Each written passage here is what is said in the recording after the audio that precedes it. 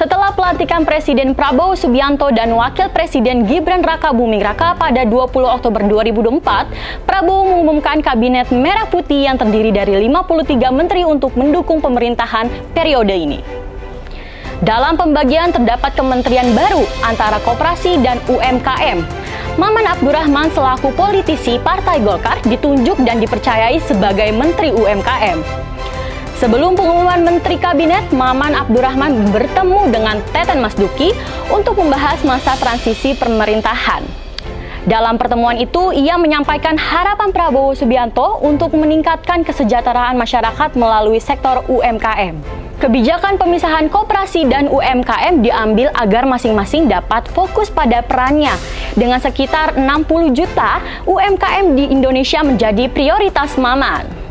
Maman adalah akademisi lulusan bidang perminyakan dari Universitas Trisakti pada 2008. Selama kuliah, ia aktif berorganisasi dan menjabat sebagai Presiden Badan Eksekutif Mahasiswa, menunjukkan jiwa kepemimpinan dan kepedulian terhadap lingkungan kampus. Pengalaman ini membentuk karirnya sebagai politisi dan membawanya ke berbagai peran strategis dalam pemerintahan dan partai politik. Setelah menyelesaikan studinya, Maman memulai karir politik di Partai Golkar sebagai tenaga ahli di Kementerian Sosial pada 2018 dan anggota pengganti antar waktu DPR RI pada 2018 sampai 2019.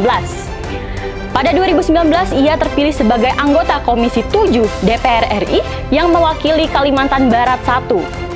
Dengan latar belakang dan pengalaman di politik, Maman Abdurrahman sangat cocok sebagai Menteri UMKM dalam Kabinet Merah Putih. Pengalamannya sebagai tenaga ahli di Kementerian Sosial dan anggota Komisi 7 DPR RI memberinya wawasan tentang kebijakan sosial dan ekonomi. Maman Abdurrahman diharapkan dapat memanfaatkan jaringan dan pengalamannya untuk memajukan sektor UMKM dan mendukung pertumbuhan ekonomi berkelanjutan di Indonesia. Selamat sudah terpilih dan selamat bekerja.